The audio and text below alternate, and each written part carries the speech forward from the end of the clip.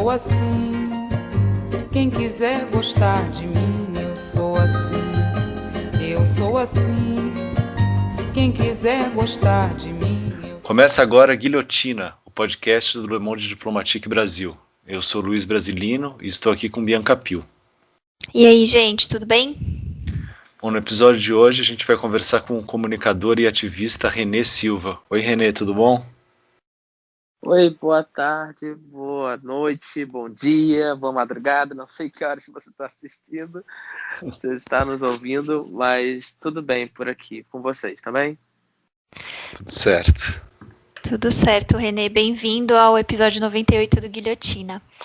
Bom, o René ele é fundador do Voz das Comunidades, que em 2010 ele ficou conhecido por cobrir a ocupação do Complexo do Alemão pela UPP através do Twitter. E o René foi considerado um dos negros mais influentes do mundo pela organização Most Influential People of African Descent de Nova York. E agora a editora Cobogó acaba de lançar a coleção Cabeças da Periferia, que está sendo organizada pelo Marcos Faustini, e um dos livros é sobre o René, né? O livro René Silva, Ativismo Digital e Ação Comunitária. Então, René, a gente queria começar perguntando para você sobre a história do Voz das Comunidades, né? Que começou quando você era muito jovem. Enfim, queria que você contasse um pouquinho sobre essa história para quem está ouvindo a gente. Excelente. A minha história começa quando eu tinha apenas 11 anos de idade. Eu estudava numa escola pública, aqui próximo do Complexo do Alemão, num bairro vizinho. E dentro dessa escola existia um projeto criado pelo Grêmio Estudantil, né, que era formado por alunos, professores, isso, aquilo. E nesse Grêmio Estudantil existia um projeto de jornal da escola e a rádio escolar. E eu comecei a conversar com os professores, diretores, com o pessoal do Grêmio, a fim de entrar, de participar do projeto. Mas eu era muito novo. Geralmente quem participava do Grêmio eram os alunos que estavam ali já encerrando o ensino fundamental. E eu estava ali na quinta série, né? Que era, sei lá, sexto ano hoje em dia. E aí eu tentando, falando com diretores, professores, alunos, e todo mundo ficou naquela coisa, não dá porque você é muito novo. Até que eu insisti tanto, uns 3 meses depois eu estava participando do jornal. E depois de participar do jornal, quando eu tive meu primeiro acesso ao computador, meu primeiro acesso à tecnologia, à informática, né? Eu comecei a pensar várias ideias. Comecei a pensar, por exemplo, o que eu posso fazer para dentro da minha comunidade, para mostrar a nossa realidade, para tentar mudar o que a gente vive, como a gente vive. E foi aí que eu comecei um jornal para dentro da comunidade também. Além do jornal que já existia da escola que eu fazia parte, eu comecei fazendo um para dentro da comunidade. E aí eu consegui, obviamente, não era um jornal muito grande, então eu conseguia fazer uma folha A4 dobrada, que dão 4 páginas, né? E a primeira edição foram cerca de 100 exemplares. Eu consegui entregar para a minha rua e mais 2, no máximo. Não consegui entregar para toda a comunidade, né? Imagina, o Complexo do Alemão gigante. Mas com isso tudo, o jornal foi crescendo, né? Eu fui crescendo também. E eu comecei a perceber que muitos problemas sociais começaram a ser resolvidos a partir daí. Muitos resultados apareceram, muita coisa mudou dentro da comunidade desde que comecei com o jornal. As pessoas perceberam de fato uma mudança aqui dentro, sabe? Quando a gente falava de esgoto a céu aberto, todo mundo, chama o Voz, chama o Voz, chama o pessoal do Voz. Então a nossa história começa assim. A ideia, a pauta do jornal era essa mesmo, René, falar dos problemas da comunidade, como se fosse um jornal, se fosse uma editoria do jornal tradicional, seria a editoria de cidades, assim, o cotidiano. Exatamente. Essa foi a ideia, principalmente porque, assim, aqui no Rio, né, a gente tem o Jornal Globo, que é o maior jornal da cidade, e o Jornal Globo, meu avô sempre lia muito. E ele falava assim, Renê, lê também e tal. E aí eu comecei a ler também, ele me incentivou bastante. E eu lia o Jornal Globo e nunca via nada sobre a favela, ou algo positivo, né? Sempre que falavam era de tiroteios, de mortes, de violência, isso, aquilo. Nunca, ou quase nunca, falavam de coisas boas que aconteciam aqui dentro, ou até mesmo dos outros problemas sociais. Porque, por exemplo, um esgoto a céu aberto no Leblon É um esgoto a céu aberto que tem visibilidade. Vai sair na coluna disso, daquilo, vai sair no jornal. Capaz de sair na capa. E Sim, vai ter agora, uma os passagem ao milhões de vivo, né, esgoto. na TV. Exatamente. E agora, quando você olha para os milhões de problemas sociais relacionados a saneamento básico dentro das favelas, quando você olha para a falta de água, pessoas tendo que carregar balde de água, cano irregular, porque não tem um encanamento sério feito pelo governo, pela prefeitura. Então, o que eu percebo nisso tudo, assim, quando eu comecei, é que as pautas, né, até hoje continuam as mesmas, praticamente. Daquela época, falando de esgoto a céu aberto, de ruas esburacadas, de problemas sociais desse tipo, até hoje isso acaba sendo um cotidiano, porque se não tem voz de comunidade, por exemplo, para mostrar e recorrer, uma coisa que às vezes demoraria uns 3 meses, 4 meses para ser resolvida, com voz da comunidade, às vezes é resolvida no mesmo dia. A gente faz matérias de manhã e à tarde já tem gente resolvendo, já recebemos um e-mail da assessoria de imprensa dizendo que está resolvendo o problema. Então tem uma força aí bem interessante de mudança social, de comportamento até do poder público, né? De falar assim, ó, lá não dá, a gente não pode marcar bobeira, porque tem um jornal lá, tem os moradores gritando, né, pelo problema social. E eu acho interessante como esse projeto evidenciou, né, não sei, o apagão de cobertura que havia, né, antes. E, inclusive, a questão de quem eram os autores, né? Exatamente, exatamente. Acho que quando a gente fala de favelas e periferias, a gente tem, tipo, a academia sempre foi muito próxima e muito distante ao mesmo tempo, né? Porque muitos estudiosos vieram e vêm até hoje nas favelas no intuito de pesquisar, de entender o comportamento da favela, mas não temos nenhum tipo de contrapartida, por exemplo, né? Quando se tem pessoas vindo aqui, pegando dados, informações, faz livro, ganha dinheiro, a beça e não traz nenhuma contrapartida de mudança social, de retorno para a nossa realidade. Então, assim, acabamos sendo muito usados muitas das vezes. E aí, quando a gente tem, por exemplo, uma favela que tem, sei lá, o Complexo Alemão hoje tem quase 200 mil habitantes. É um dos maiores regiões, bairros, assim, de eleitorados do Rio de Janeiro. Isso é muito grande, o território que a gente tem. Então, quando a gente pensa nisso, a gente fala, cara, aqui a gente tem uma potência muito grande. A gente tem uma dificuldade muito grande de acesso ao poder público e, ao mesmo tempo, quem faz a nossa sobrevivência, o nosso corre, né? A gente costuma falar muito aqui o nosso nós por nós. Quem faz isso somos nós, as organizações, que tem projeto de luta, tem um projeto de balé, tem um projeto disso, daqui, tem vários projetos sociais aqui dentro, em que os professores, muitas das vezes, os participantes do projeto doam seu dinheiro, seu salário, para poder manter, porque não tem nenhum suporte da prefeitura, do governo, de nada nem ninguém. E, Renê, o Voz ficou conhecido muito quando teve a ocupação do OPP no Complexo do Alemão. Como é que foi a cobertura que vocês fizeram pelo Twitter?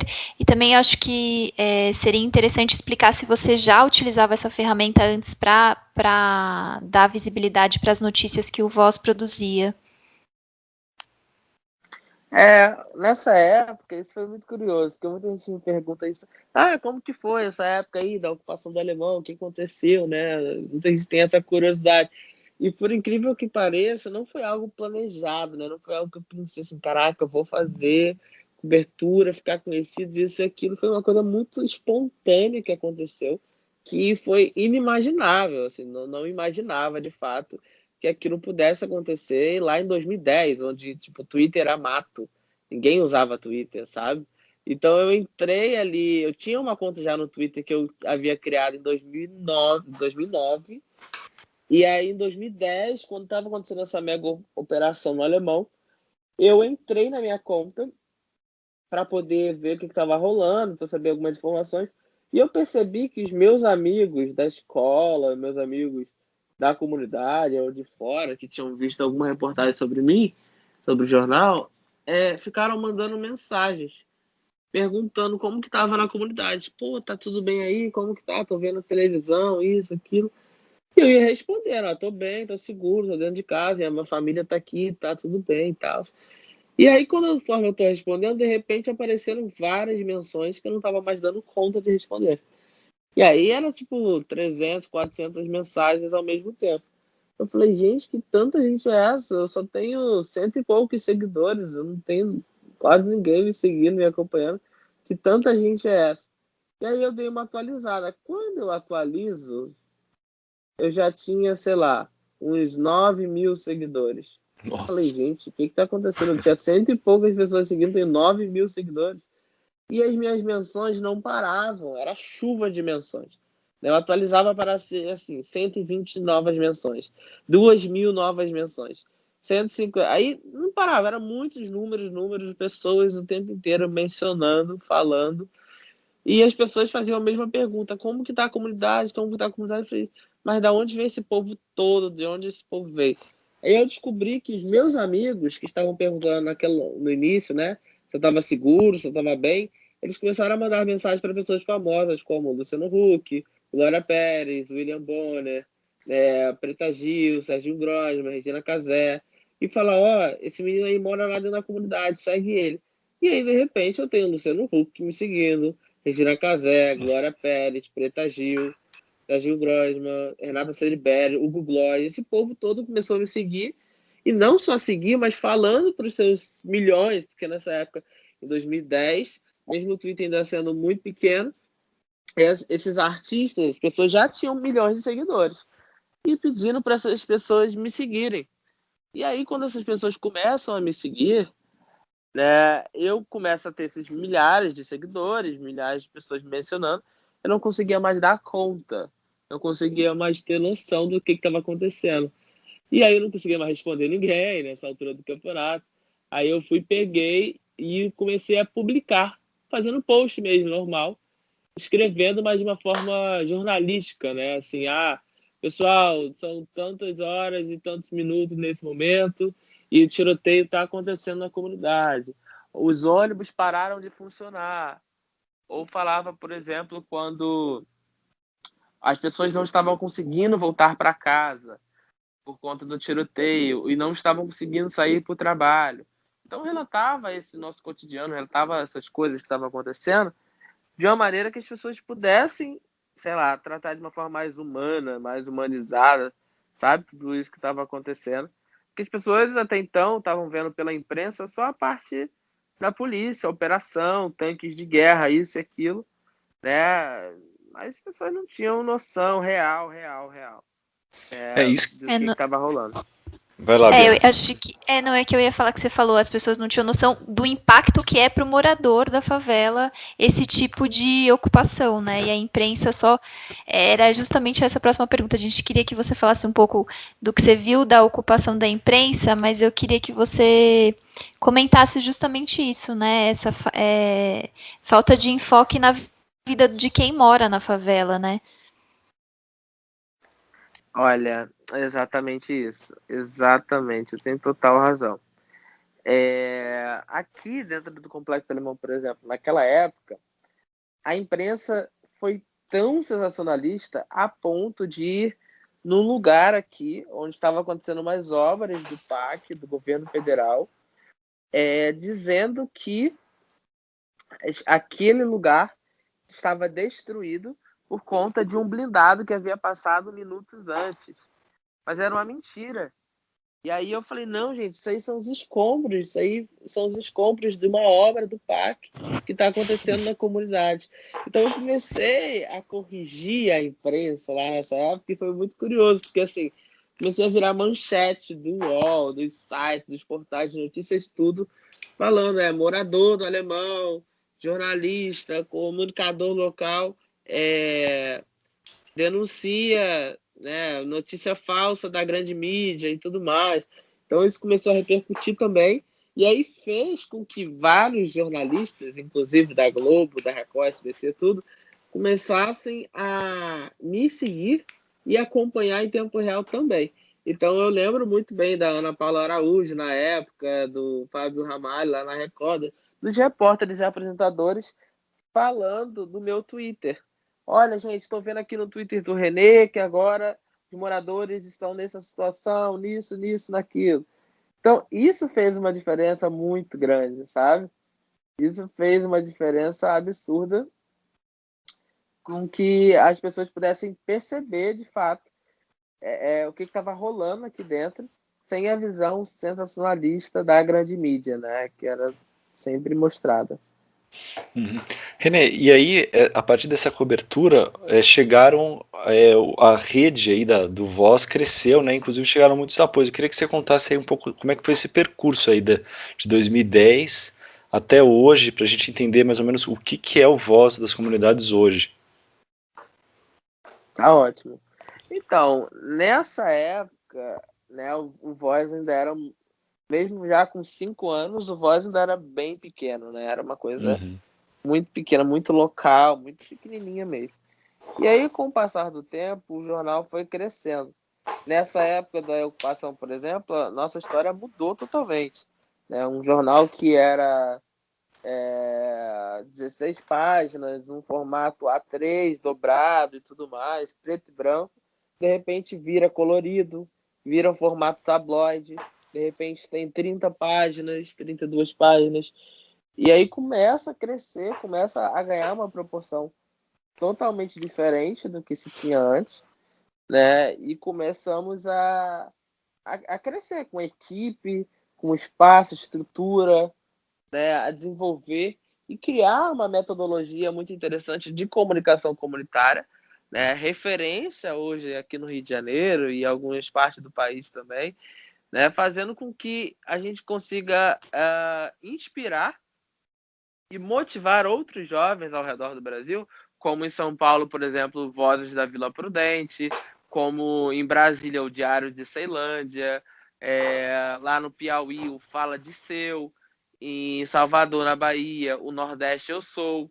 Né? Começamos a inspirar vários jovens em vários lugares do Brasil a criar um veículo de comunicação comunitária e mostrar a sua realidade a partir daí. Então, assim, é muito emblemático tudo isso, como aconteceu e como vem acontecendo, né? Porque mostra a nossa capacidade, que é tão grande, né, de fazer a transformação e de mostrar a nossa realidade a partir da nossa perspectiva, a partir da nossa narrativa, porque sempre fomos narrados e mostrados a partir da visão da grande mídia. E agora a gente tem uma oportunidade diferente de ver a partir do olhar do próprio morador, né? E Renê, na sua avaliação, qual que é o impacto da atuação do Voz, das comunidades e mesmo de outros veículos produzidos por moradores e moradoras das periferias do Brasil na cobertura da imprensa? Você acha que tem impacto? Enfim, como é que você vê isso? Na cobertura da imprensa tradicional, você diz? O fato de ter esses veículos produzindo o próprio conteúdo pelos moradores e pelas moradoras, se você acha que isso tem um impacto na cobertura da imprensa no geral? Acho que tem um impacto, sim, muito grande. Eu acho que a gente consegue hoje, por exemplo, aqui no Rio, a gente consegue fazer com que essas pautas, né, também sejam usadas e aproveitadas em veículos da grande mídia. A gente consegue pautar os grandes veículos hoje em dia, com os devidos créditos, isso e aquilo, uma coisa que não acontecia antes, né? Um marco para a gente foi quando a nossa primeira vez, quando a gente teve uns créditos citados, foi numa reportagem do Jornal Nacional, né, em rede nacional. Aí citaram Voz das Comunidades. E a partir daí não teve como mais retroceder. E a partir daí, vários outros veículos de comunicação comunitária, aplicativos, sites, começaram a cada vez mais ser reconhecidos, né, e usados, né, da maneira possível pela grande mídia com os devidos créditos de quem criou aquele conteúdo, de quem fez, enfim. Então, acho que tem um impacto muito grande. O trabalho que a gente faz, né, que é de mostrar nossa realidade a partir da nossa visão, ele tem uma mudança social muito interessante, né, de comportamento, as pessoas entenderem. As pessoas se veem no jornal, né? Você tem um jornal comunitário impresso que as pessoas se olham e falam: caraca, eu tô na capa do jornal. Minha vizinha, meu tal, todo mundo tá, sabe? Então isso é muito interessante, isso é motivo de muito orgulho pra gente também. Renê, e quando eles não utilizam o conteúdo produzido pelas comunidades, né, quando faz a cobertura própria, como é que você avalia a cobertura da imprensa? Você acha que teve alguma mudança? Como é que, né, porque a gente está falando de 2010, né, e aí você veio, né, evidenciando uma lacuna que havia na cobertura. E você acha que, qual que é a sua sensação? Você acha que mudou alguma coisa de lá para cá ou não? Eu acho que pouca coisa mudou, né? Né? Pouca coisa mudou. Quando a gente para olhar, por exemplo, para a questão de violência, questão de tiroteios, mortes, violência em geral, a gente teve muitos retrocessos, né, durante esse período da ocupação, esses 10 anos. A gente teve uma oportunidade de mudança social que não aconteceu porque não veio atrelado ao social, ao cultural, ao educacional, às outras áreas. Só veio a polícia, né? E a polícia por si só ela não consegue fazer uma transformação social dentro de um bairro, dentro de um território, seja qual for, ele em qualquer lugar do mundo.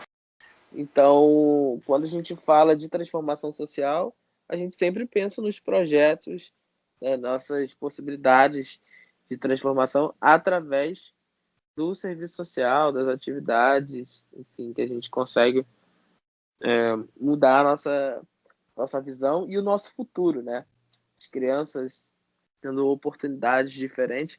Eu costumo até falar muito assim que quando se tem uma criança que naquela época com 8 anos de idade e hoje com 18, se ela está segurando um fuzil, essa é uma responsabilidade muito grande do Estado, né? Não adianta o Estado querer falar que não é de responsabilidade, porque é culpa e responsabilidade do Estado, porque durante 10 anos se teve uma oportunidade.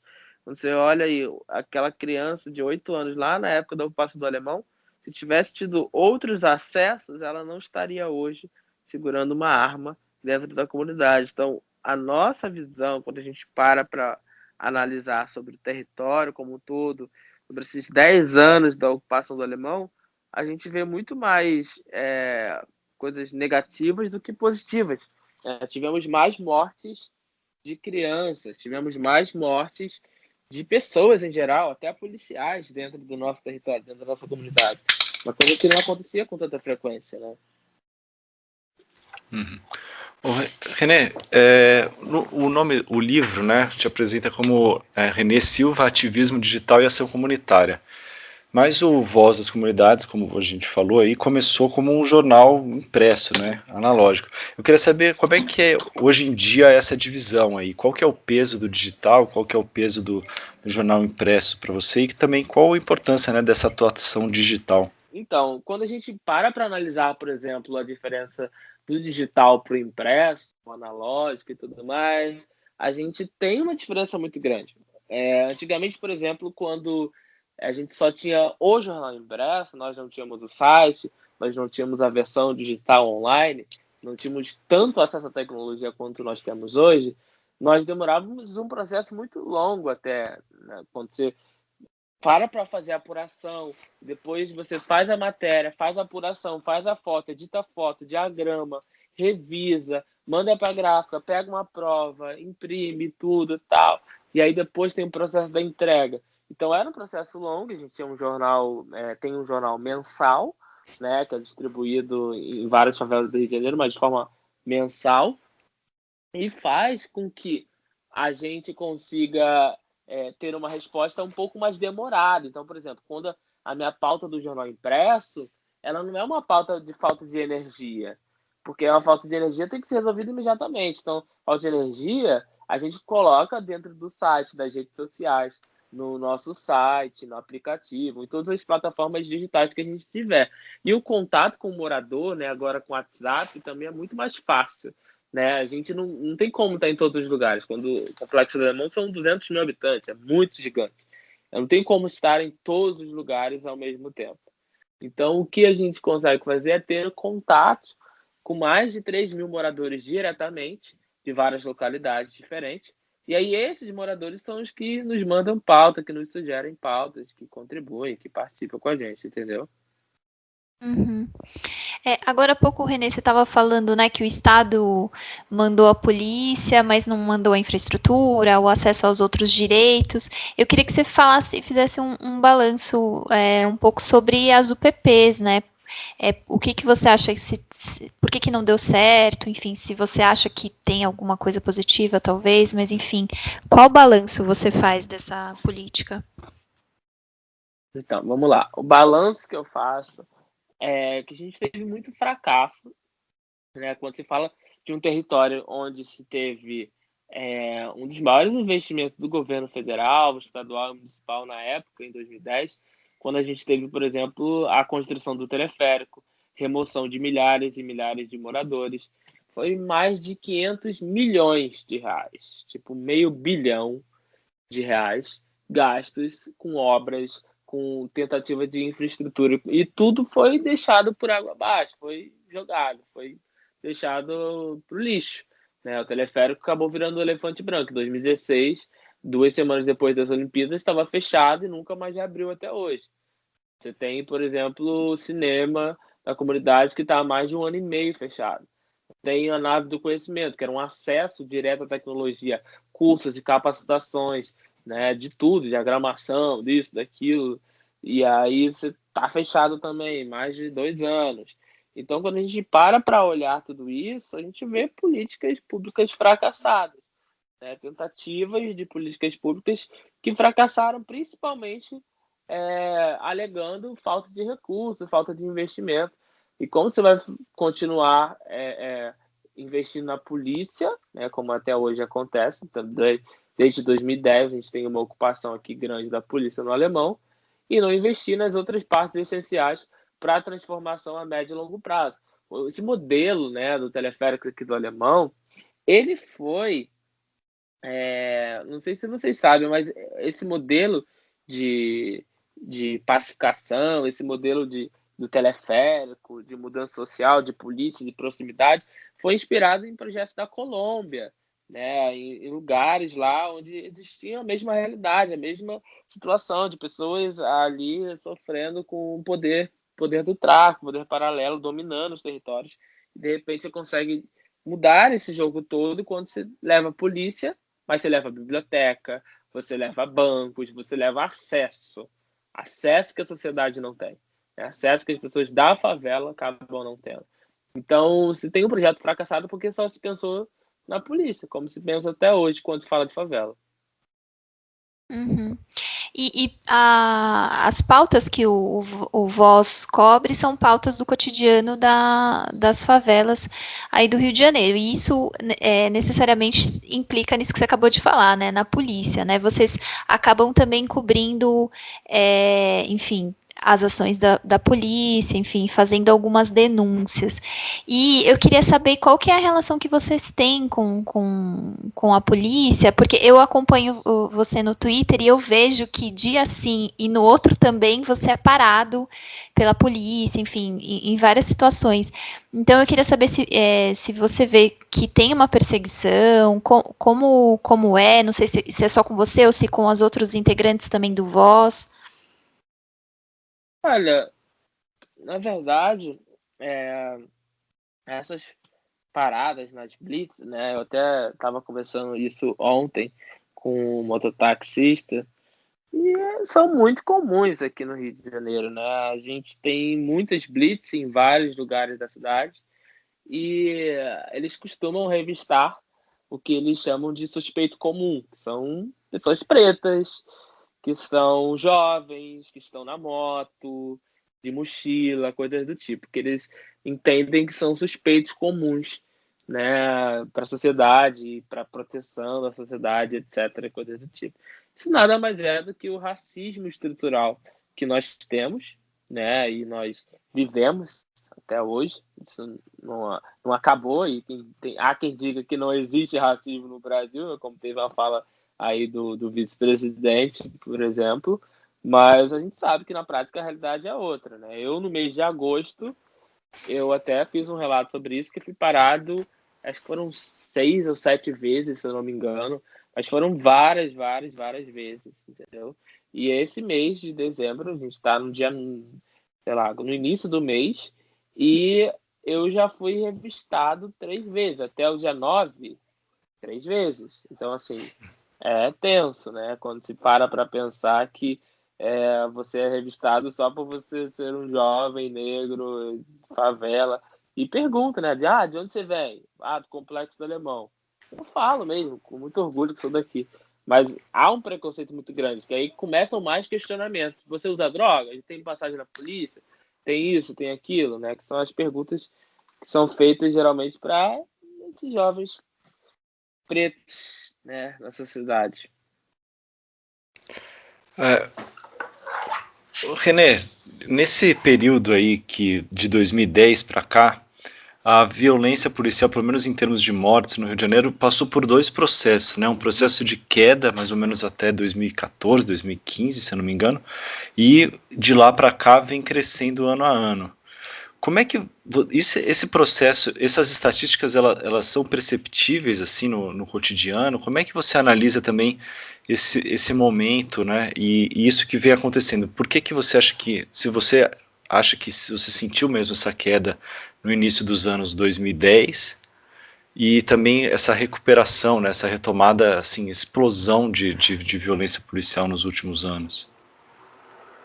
Olha, eu acho que quando a gente para analisar todo esse cenário, acho que nunca tivemos uma política pública séria de segurança, né? Quando a gente para analisar, por exemplo, que o alvo da polícia sempre são os territórios de favela e sempre são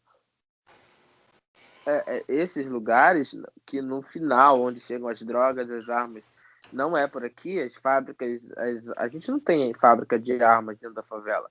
A gente não tem fábricas de drogas dentro da favela, né? Isso são feitos tudo fora e chegam por diversas formas, né? Aeroportos, portos, rodoviária, e não há uma fiscalização rigorosa. Não tem fiscalização nas fronteiras, não tem fiscalização em nada. Então, acho que o erro é uma cadeia de erros, né? Quando se quer combater o tráfico, quando se quer combater o tráfico de armas, de drogas, seja o que for, aqui, né, no final, né, na ponta do iceberg, que a gente pode dizer, é muito grave, né? Porque você mostra que há claramente um racismo, um preconceito. Você está pensando diferente o território, né? Porque, na verdade, se a gente tivesse feito políticas sérias de segurança em que as pessoas não precisassem passar por esse tipo de situação dentro da favela, se tivéssemos, por exemplo, nas rodoviárias, nas rodovias do Rio, do Brasil como um todo, nos aeroportos e nos portos, mais segurança, mais, né, pensando como essas drogas, essas armas chegam aqui. Porque não existe uma fábrica de armas e nem de drogas. Sim. Ô, René, e como é que você enxerga a relação da população com essa violência policial? Porque em muitos momentos parece haver um certo apoio, né, de uma parte da população, né? Claro, as pessoas são, né, são diferentes, mas, por exemplo, o que a gente viu nas eleições de 2018, por exemplo, foi um negócio, né, preocupante, com né, o apoio, o endosso de políticos e tal, de candidatos que apoiam esse tipo de medida.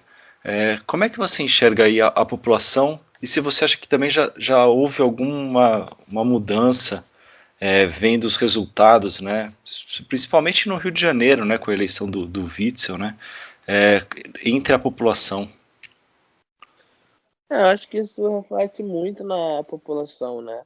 As falas dos nossos governantes, isso reflete totalmente. Quando você tem, por exemplo, um momento de pedir para o comércio fechar, para isso e aquilo durante uma pandemia, e aí 3, 4 dias depois você tem um presidente falando que é para reabrir tudo, que é para ninguém fechar, porque senão todo mundo vai falir e não existe uma estrutura do governo para contribuir com os comerciantes, com tudo mais.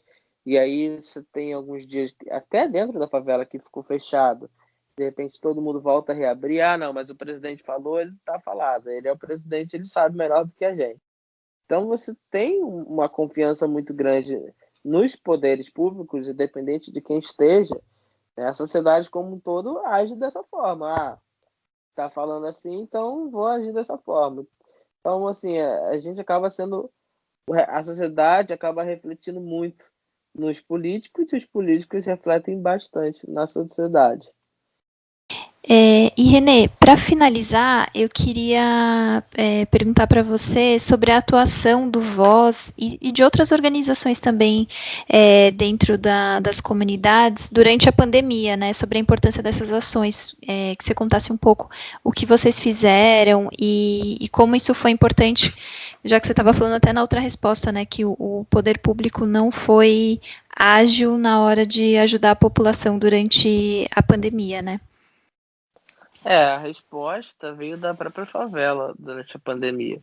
Quando a gente olha, por exemplo, para o Complexo do Alemão, a gente vê as soluções que foram criadas. Os moradores daqui se reuniram, as instituições, e criamos o Gabinete de Crise do Alemão, formado por 3 grandes instituições que atuam aqui já há muitos anos, com diversas atividades culturais, sociais, educacionais e de ativismo, para fazer a transformação social. E aí, quando a gente se depara com uma pandemia, como explicar isso para o morador? A gente começou a colocar faixas, carro de som, cartazes, panfletos, todas as formas de comunicar com as pessoas. E as pessoas não entendiam muito bem ainda o que estava acontecendo. Falavam, gente, mas por que eu tenho que lavar a mão mais ainda com álcool? Tem que lavar a mão com água, sabão, isso e aquilo. E a gente tentando explicar sobre o vírus, o que estava acontecendo. Ainda no início não se pedia para usar máscara, né? Demorou um tempo para poder pedir às pessoas para todo mundo usar máscara, mas a gente começou com essas recomendações para as pessoas e a gente começou a receber muitas mensagens, tipo assim, eu quero... vocês estão falando para a gente ficar em casa, vocês estão falando para a gente lavar a mão com água e sabão e tudo mais. Eu falei, como que eu vou lavar a mão com água e sabão se está faltando água na minha casa? Aí moradores com mais de 20 dias sem água, a gente correndo atrás de doações, buscando caminhão-pipa, buscando isso, e cobrando do poder público, que é o dever deles fazer com que essas águas, né, com que a água fosse restabelecida. E trabalhando em conjunto com as médicos e clínicas da família, conseguimos ainda contribuir, né, com a população com cesta básica. Distribuímos mais de 20 mil cestas básicas num período aí que foi dos 6 primeiros meses de pandemia, né? Começamos em março com o gabinete de crise e fizemos as distribuições de material de higiene, de tudo que fosse possível para ajudar as pessoas, porque as famílias começaram a precisar. Eu não posso sair de casa, tenho que ficar em casa por causa do vírus, mas eu preciso trabalhar, o que eu faço? Eu não tenho dinheiro, não tenho nada. E aí foi quando a gente começou a distribuir cesta básica, dar comida, né, material de higiene, essas coisas todas, para tentar, de alguma forma, amenizar o sofrimento das pessoas naquele momento da pandemia. Tá bem, Bianca. Eu acho que é isso, né? É isso. Agradecer o Renê por conceder, enfim, o tempo dele para dar essa entrevista para a gente. Foi muito bacana a conversa. Obrigado, fico feliz de verdade de ter participado com vocês. Luiz, Bianca, acho que compartilhar, né, falar um pouco dessa história de tudo, né, do livro, né, muito interessante, pessoal, ó, comprem o livro, tá muito interessante, de verdade, né, eu conto bastante do que eu falei aqui, tem outros detalhes sobre meus pensamentos sobre a vida, né, tem outras informações, né, que Marcos Faustini ali me atiçou a poder falar também sobre. Legal, a gente vai Lembrando o nome do colocar. livro, é só Renê Silva, Ativismo Digital e Ação Comunitária, pela editora Cobogó. Isso. E a gente vai colocar o link, lógico. Obrigado, viu, Renê? E aí a gente está chegando ao final. Esse episódio, Bianca, ele vai ao ar um pouquinho antes do Natal, na verdade. Exato. Então, Então, Feliz Natal para quem Feliz tá Natal. ouvindo. Exato. Feliz Natal, pessoal. Até mais. Tchau, tchau, gente. Valeu. Pronto. Separa aí, Luiz. Para. Bom, Renê, obrigada, viu?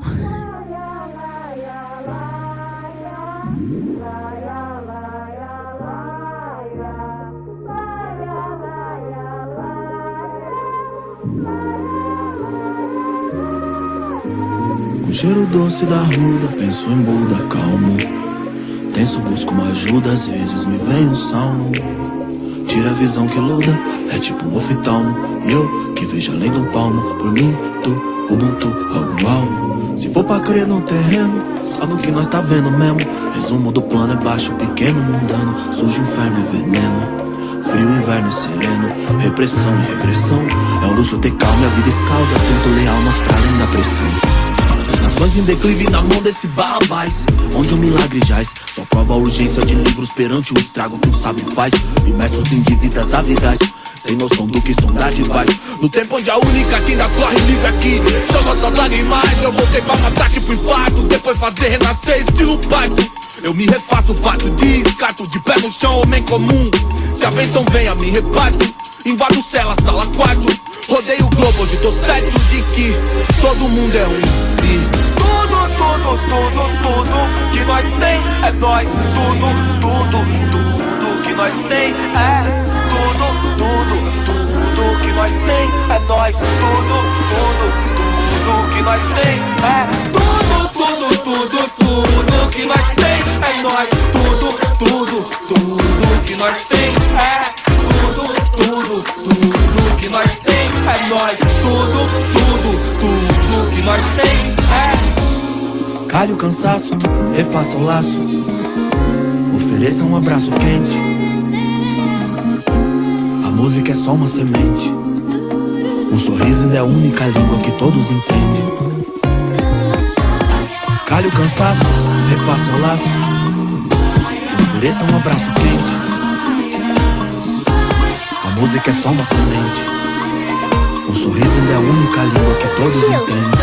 Gente, é pra ser gentil. Tipo um girassol, meu olho busca o sol, mano, creio que o ódio é solução.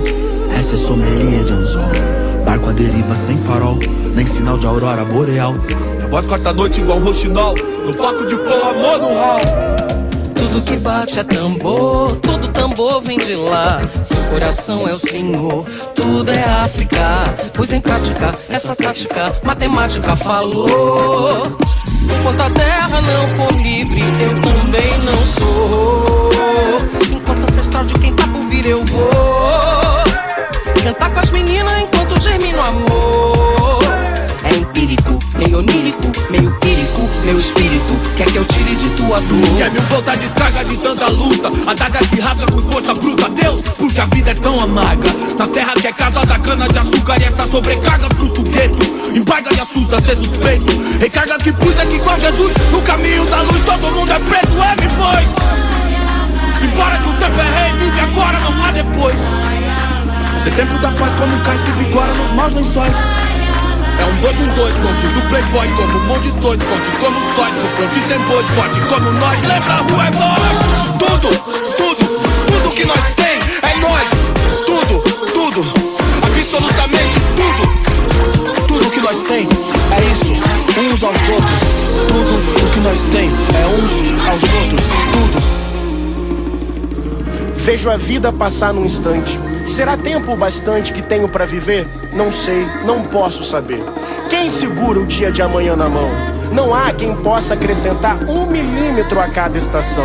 Então, será tudo em vão, banal, sem razão? Seria, sim seria se não fosse o amor.